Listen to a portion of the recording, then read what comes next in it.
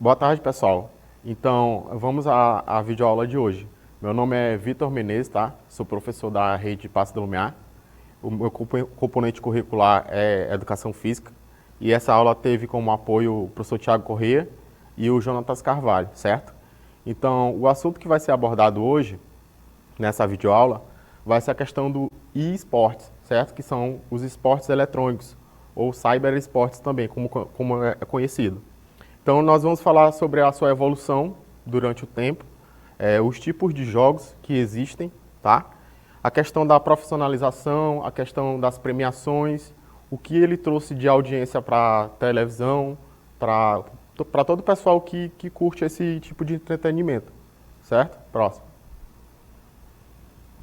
Então, os tópicos a serem abordados nessa videoaula vai ser o nascimento desse cyber-esporte, tá?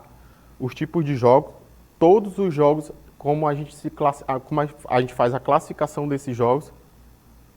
Os times brasileiros, tem alguns times que têm apontado grandes evoluções no cenário brasileiro. Então a gente vai citar quais são esses jogos, tá? A questão da profissionalização, que é como houve a questão das premiações que foram aumentando, dos campeonatos. Então, trouxe um público muito grande para esse tipo de modalidade, tá? Próximo.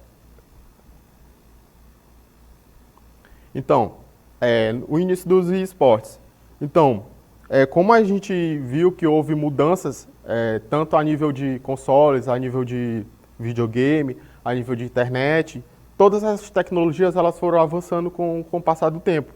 Então, trouxe uma grande gama de entretenimento. Então, as partidas começaram a ser mais competitivas, a questão do modo multiplayer. Você está aqui na sua casa e você pode jogar com outra pessoa de outra nacionalidade, de outro estado do Brasil. Então, trouxe um leque muito amplo para a questão da jogabilidade, certo? Então, como eu estava falando, a questão da jogabilidade, ela veio não só dentro do computador, não só dentro do videogame, mas também dentro dos celulares. Próximo.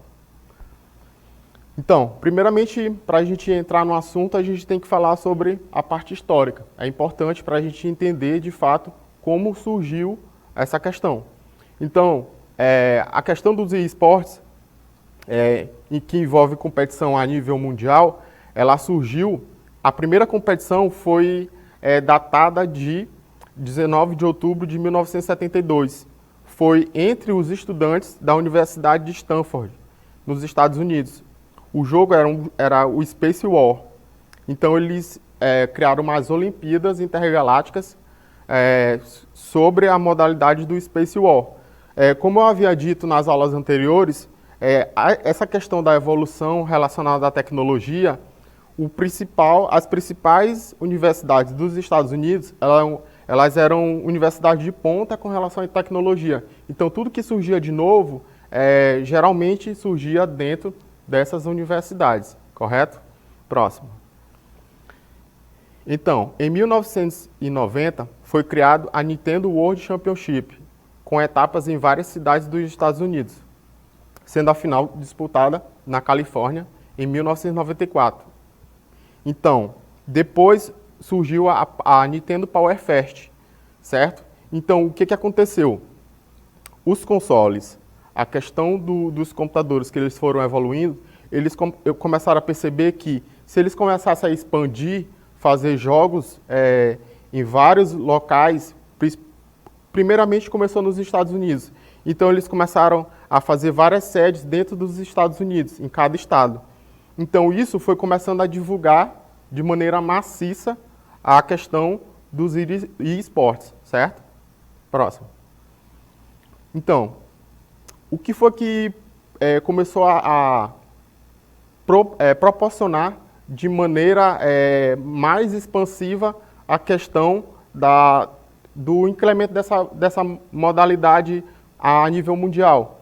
O principal fator foi a internet, porque não tem a questão da limitação física ou geográfica.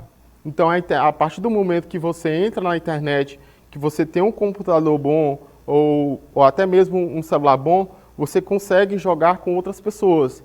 Então, isso trouxe a possibilidade de você estar podendo jogar com várias pessoas. Então, é uma coisa única. Até então, você, como a gente viu na questão dos consoles do videogame, bem no começo, você só jogava poderia jogar no modo individual, ou você poderia jogar com uma pessoa, porque era só dual mode, certo? Então, isso trouxe o quê? As grandes empresas desenvolvedoras de processadores, elas começaram a investir na questão desses eventos eletrônicos. Por quê? Porque o interesse, por exemplo, de uma processadora da Intel, a partir do momento que ela começa a patrocinar esse tipo de eventos eletrônicos, várias pessoas também vão interessar em o quê? Em melhorar a sua máquina, em melhorar seu componente de uso. Então, melhorar seu notebook, melhorar seu celular, para conseguir ter uma jogabilidade melhor. Porque sabe-se também a questão da internet. Tem que ter uma internet boa para poder conseguir jogar bem. Próximo. Então, a primeira organização internacional, a G7, ela foi fundada pelos times a 4Kings, a Fenect, Made in Brasil, Mouse Sports, NiP, SK Game e a Team 3D. Então, de todos esses times, a gente pode citar a Made in Brasil, que a gente chama de MIBR, certo? É um time brasileiro. Então, a gente vê que, desde o cenário mundial, do começo, já havia um time brasileiro que já estava no cenário mundial. E na Coreia do Sul, foram criados mais 2 canais com programação dedicada a jogos eletrônicos. Então, o que foi que aconteceu?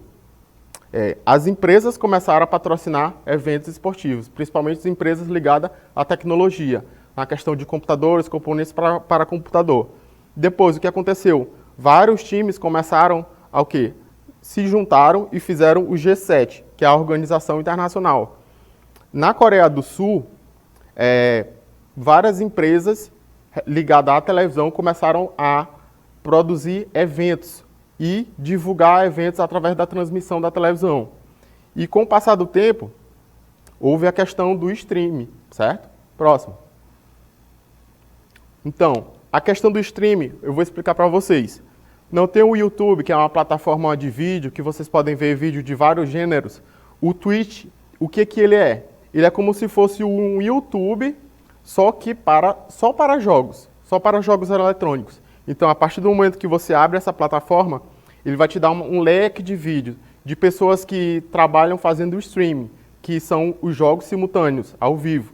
Então, se está rolando algum jogo de Free Fire, de Counter-Strike, então a pessoa está acompanhando aquele jogo em tempo real, certo? Então, vamos supor, tá tendo um jogo de Counter-Strike entre um time brasileiro e um time, vamos supor, da Finlândia.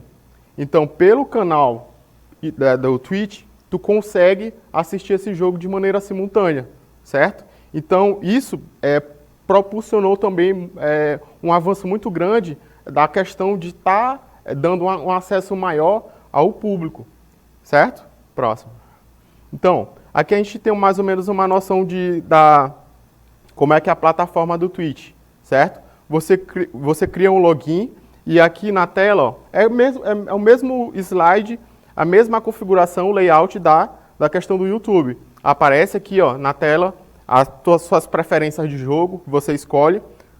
E aqui eles fica o pessoal online e offline, e mais ou menos os canais recomendados de acordo com o seu gosto, tá? Próximo. Então, aqui a gente já vai começar a falar sobre de que forma esses jogos começaram a ter uma audiência muito grande. Então, o League of Legends e o Dota são um dos jogos mais, como posso dizer, mais populares, tá? Então, para vocês terem uma ideia, são as competições que são mais assistidas nessa plataforma do Twitch, certo? Em 2013, o site ele registrou mais ou menos 4,5 milhões de visualizações durante uma competição de Dota 2 internacional. Então, para vocês verem que na data de 2013 já havia uma audiência muito grande. Então, o que acontece? Como eu mostrei para vocês nas aulas anteriores referente à evolução dos consoles, tudo que vai evoluindo, os jogos vão evoluindo, as empresas vão vendendo cada vez mais jogos. E aqui não foi diferente. A partir do momento que o público ele foi aumentando, a audiência foi aumentando, as empresas foram começando a aumentar mais o valor nas premiações. Então, os jogos é muito simples. Você está no conforto da sua casa e, de repente, você tem um jogo da sua preferência e você pode estar ali visualizando em tempo real. Então, a questão da comodidade ela é muito válida para que essa questão da audiência tenha aumentado bastante. Próximo. Então, como eu havia falado, a questão do impulsionamento da internet e dos computadores trouxe toda essa evolução, toda essa evolução com relação à audiência, tá?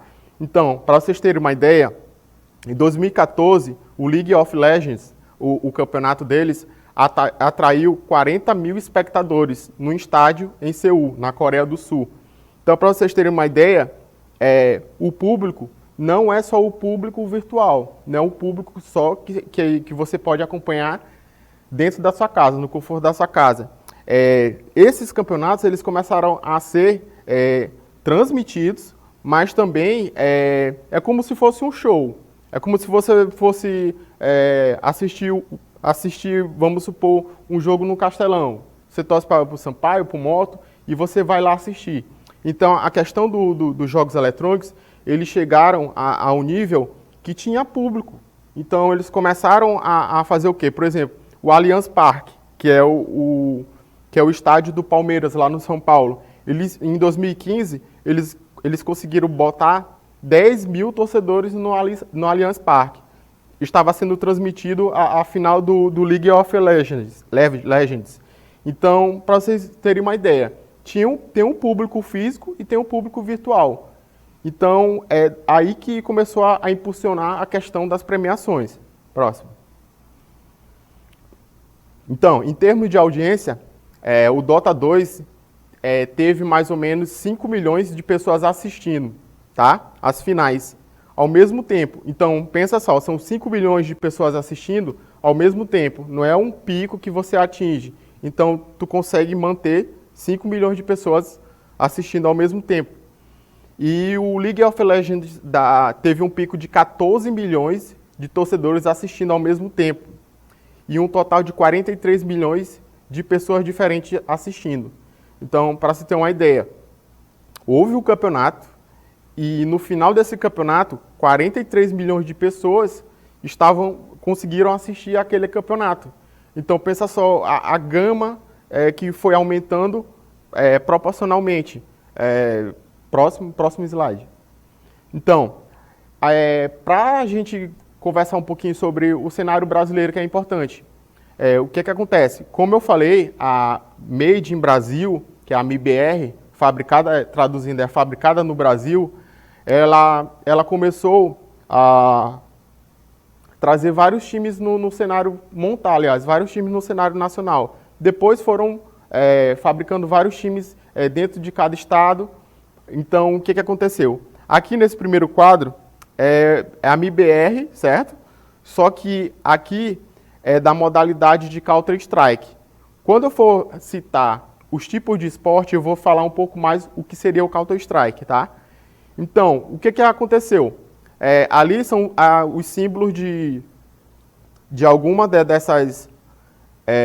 desses tipos de modalidade. Então, por exemplo, a INTZ, se eu não me engano, é relacionada à questão do Counter-Strike. Tem alguns times ali que são do League of Legends, que são do Free Fire.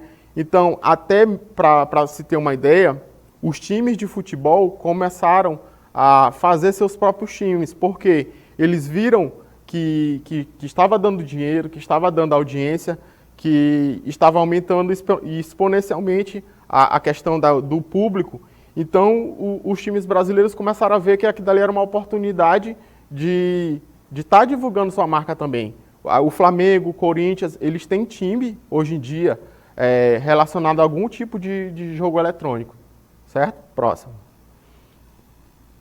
Então, para a gente entender um pouquinho, a gente falou, poxa, tem times estruturados, como a gente viu.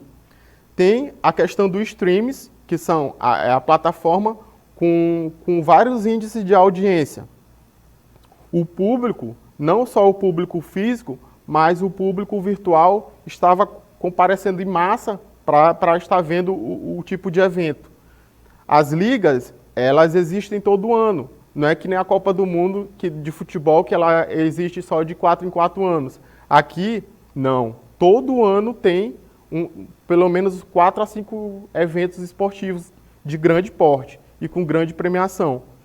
Então, começou a se pensar, poxa, já que tem público, já que tem premiação, será se não é correto da gente começar a profissionalizar, procurar pessoas que tenham uma certa habilidade com algum jogo e começar a dar um incentivo para ela, financeiro, para ela começar a viver do esporte eletrônico? Então, outra pergunta pertinente. Que quesito básico o jogo ele se torna um esporte? A questão da premiação, ela envolve dinheiro, prêmios, você ganha notebook, o que de fato é essa premiação? E como ser um profissional? Então, conforme os slides for passando, a gente vai tirando, sanando essas dúvidas, tá? Próximo. Então, para vocês terem uma ideia, com relação à premiação, aqui, esse dado aqui é de 2018. Então, ó, as maiores premiações em 2018 em milhões de dólares. Sabe que hoje em dia o dólar já, $1 vale mais ou menos na cotação de R$5. Então, na primeira posição, o Dota 2. O Dota 2, ele ofereceu 41 milhões de dólares de premiação anual, certo? Então, ele foi, vamos supor, houve quatro grandes eventos esportivos de Dota. Então, cada evento desse, vamos supor, cada um ofereceu 10 milhões de dólares. Então, você ganhando um campeonato desse, é muito dinheiro. Então, dá para pagar a equipe, dá para pagar patrocinador, dá para pagar muita gente, certo? O Counter-Strike foi o segundo colocado. Então, a premiação dele anual foi de 22 milhões de dólares. O Fortnite também, o League of Legends também paga muito bem. Então, tem outros aqui também, ó, Overwatch, tem StarCraft, o Call of Duty. Então, são vários tipos de esporte aqui, que mais lá na frente eu vou estar explicando de maneira individualizada do que se trata cada um deles, tá? Próximo. Então, o que acontece? Como eu havia falado antes, então, a premiação é bem alta. Público tem plataforma específica para estar transmitindo esse jogo. Isso atraiu o quê? Atraiu que os empresários começassem a pensar de maneira a nível profissional. E o que foi que eles fizeram para profissionalizar o esporte? Hoje em dia, por exemplo, há uma competição, tem um time brasileiro e há uma competição, vamos supor, na Europa, na Espanha, uma competição em Pequim, na China. Então, tem que ter passagem aérea, tem que ter hospedagem. O custo para manter um time é muito caro. Então, o que foi que eles pensavam? Eles pensaram na questão do Game Office. O que seria o Game Office? É uma casa que você une os atletas, ali você dá todo o suporte com relação à comida, à questão dos funcionários, da estadia, componentes de alta tecnologia para eles estarem trabalhando. Então, como o computador é a ferramenta de trabalho deles, então eles têm que ter uma máquina com alto poder de desempenho. A questão de mouse, a questão da tela, a questão dos fones, do microfone, e tem que haver uma regra. Então, por exemplo, se a questão do treino, então um esportista, ele tem a frequência dele de treino. Então vamos supor, de manhã ele treina 3 a 4 horas, à tarde ele treina mais 2 horas, depende muito da modalidade. No eSports também não é diferente. Então eles têm há toda uma regra para eles cumprirem, certo? Então a questão aqui, outra coisa muito importante a gente está frisando. As empresas, não só de processadores, como a Intel, outras empresas relacionadas a ramo alimentício, a ramo de vestuário, eles começaram também a se interessar com relação ao patrocínio. E o que aconteceu? A questão da equipe multiprofissional, ela começou a ser inserida na questão dentro dos esportes. Então aqui, nas grandes equipes, tem nutricionista, tem psicólogo, tem médicos, tem todo esse suporte para que eles não se preocupem com nada. Que eles possam se preocupar só com a questão da melhoria da performance deles, entendeu? Então, só com relação a isso. Próximo. Então, aqui a gente vai entrar, certo, na questão do tipo de jogos eletrônicos que existem. Então, até então, não existe uma definição específica para categorias. Então, a gente vai categorizar as 3 principais, tá?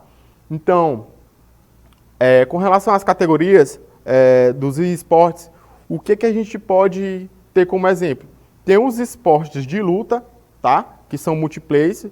Um exemplo desse aqui é o Street Fighter. Quem for lembrar das aulas anteriores, o Street Fighter... Não, o Street Fighter era da Nintendo, né? Só que a Nintendo, a franquia, ela é da empresa da Capcom. A Capcom, ela começou a vender o jogo não só para computador, para o PC, não só para o console, vamos supor, para o Xbox ou para o PlayStation 2, ou 3 ou 4, mas também ela começou a vender até para a questão do celular, questão do celular móvel, tá? Então, outro jogo aqui, que a gente pode dar uma olhada aqui, é a questão do Counter-Strike, que é um jogo de primeira pessoa, tá? É um jogo relacionado a mais ou menos a questão do counter-terrorista, entre a batalha entre os terroristas e mais ou menos a questão da polícia, tá? Esse jogo aqui é a questão do Free Fire, que é um jogo também, modo de FPS, que a gente chama de tiro de primeira pessoa. E também tem os jogos chamados de RTS, que são os jogos de estratégia, que são realizados em tempo real. Sempre que tem a questão de TS relacionado a jogo de tempo real, tá? Geralmente jogo de estratégia. Próximo. Então, os de luta, o que a gente pode destacar aqui como um dos principais. O Street Fighter, como eu mencionei, é uma franquia da Capcom, que são os jogadores que, como eu já havia relatado, tem até um brasileiro, que é o Blanca. O Super Smash Bros., quem vão se lembrar também, que é da Super Nintendo, né? É o personagem do Mario, do Luigi. E começaram a ver, mais ou menos, por exemplo, a Marvel, ela veio do filme, veio dos quadrinhos e começaram a fazer jogos versus franquias. Então, a Capcom juntou todos os super-heróis da Capcom com os super-heróis da Marvel, certo? Só num jogo. Existe também o Tekken. O Tekken até que foi um pouco conhecido aqui no Brasil. Tinha um personagem também brasileiro, que é o capoeirista Ed, tá? O Instinto Assassino e o Injustice, tá? Esses são os principais esportes de luta a nível de jogos eletrônicos. Próximo. Então, a nível de FPS, que é o tiro em primeira pessoa, como eu havia dito, esses 2 primeiros aqui foram os precursores, tá? Então, o Doom e o Quake. O Doom e o Quake foram como se fossem os vovôs foram os primeiros lançamentos dessa linha FPS, jogo de primeira pessoa, tá?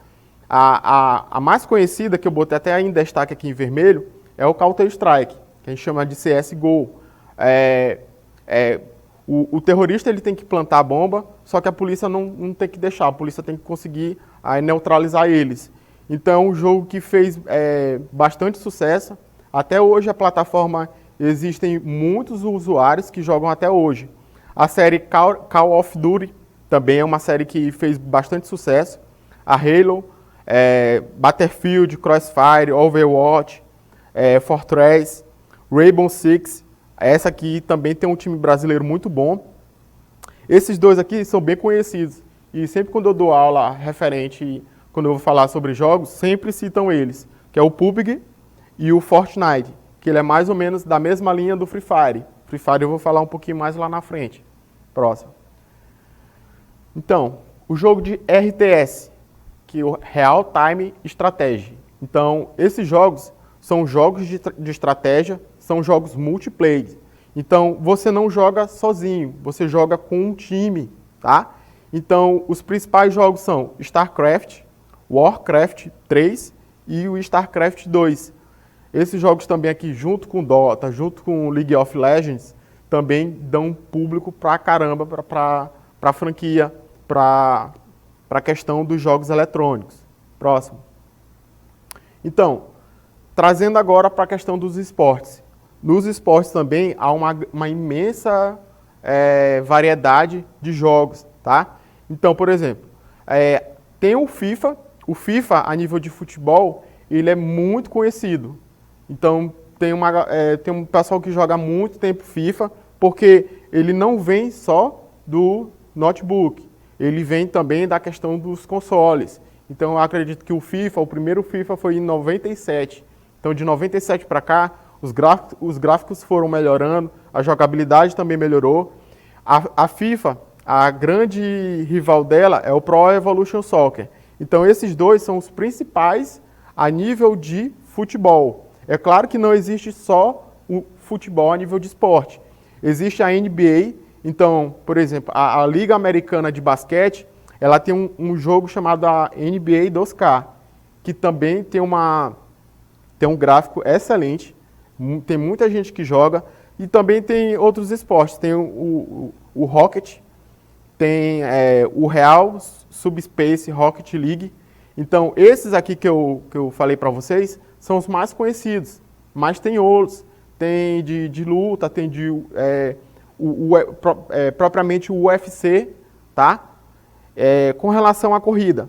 Então, os principais de corrida são o e-Race, o Project Cars, Trackmania, Assetto Corsa Competizione, Forza e o Fórmula 1.